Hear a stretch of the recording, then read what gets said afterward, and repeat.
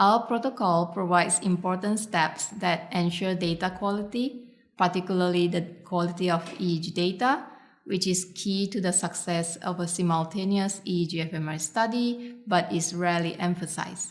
This protocol is straightforward and uses only readily available medical products, therefore it is very easy to follow.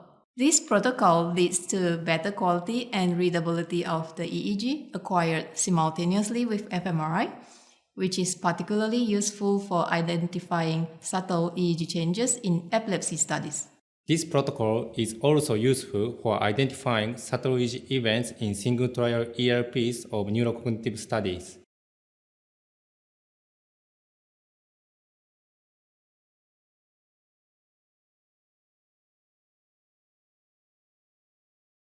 To begin, connect the MRI-compatible EEG and bipolar amplifiers to the fully charged battery packs and to the recording computer.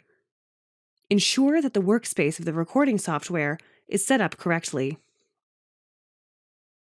Load a 10 milliliter syringe with the abrasive conductive gel for application of the EEG cap.